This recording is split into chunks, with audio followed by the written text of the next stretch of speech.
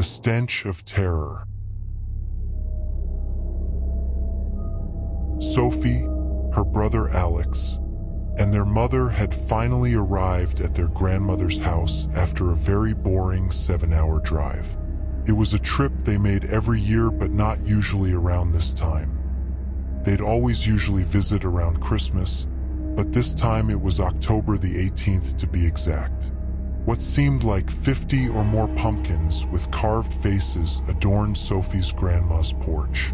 Halloween had always been Sophie's favorite holiday, so she was excited to see that her grandma made such an effort to celebrate the occasion.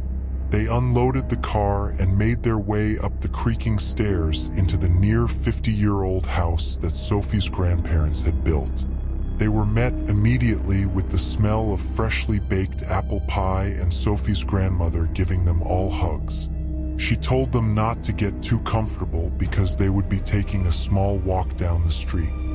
Sophie thought it was rather strange that her grandma wanted to go on a walk, seeing as it was already getting dark around this time, but she didn't want to appear rude, so she just nodded her head and replied, "Okay, sounds good." Their grandmother led them down the gravel driveway, and they began walking down the street. The neighborhood itself was in disrepair, and there were a number of vacant and decaying houses.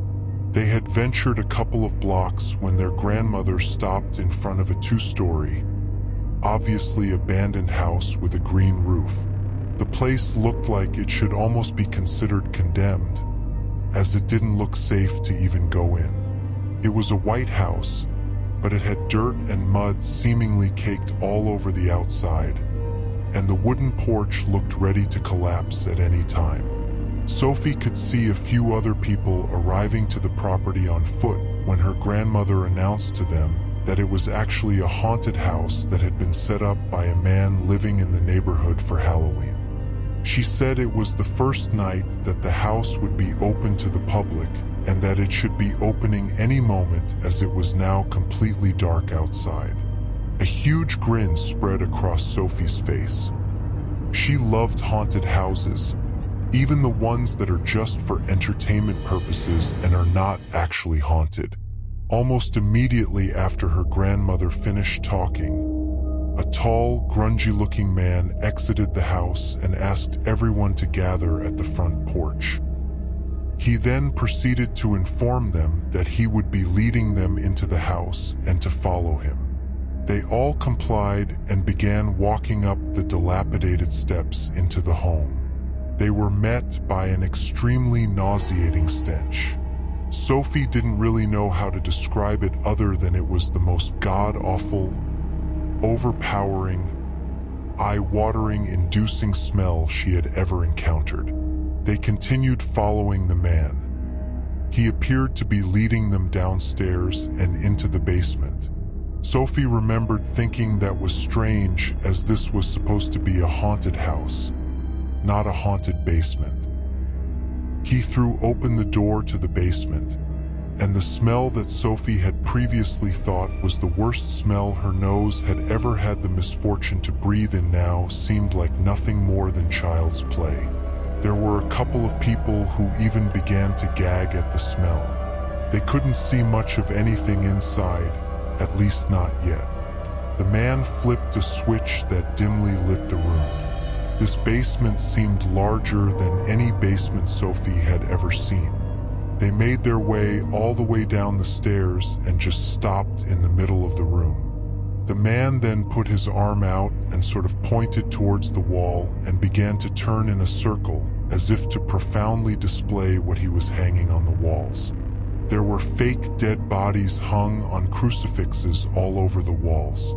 Sophie's mother moved closer to inspect, and Sophie moved with her. Her mother got very close to one of the bodies and moved her hand to touch the corpse's hand. Sophie remembered the look on her mother's face after touching it. She seemed terrified. Her mother grabbed Sophie by the collar of her shirt and ran towards the door, shoving the rest of the family in front of her and pushing them up the stairs and out of the door. Sophie could hear as they were running to the front door, the rest of the people that entered with them now also quickly exiting the room. Once outside, Sophie's mother whipped out her phone and dialed 911, as did seemingly all the other people in the group as they also pulled out their cell phones. The police seemed to arrive almost instantaneously.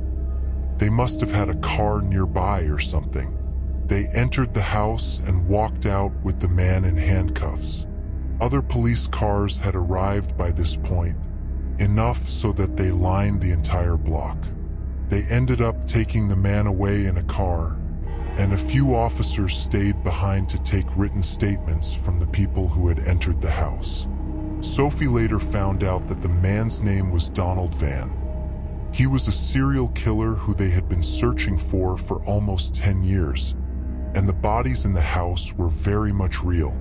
Sophie sometimes wondered if they were meant to be his next victims or if he was just proudly showing off his work to them. One thing Sophie did know though is that she'll never forget that smell. It's almost like it's burned into her nose.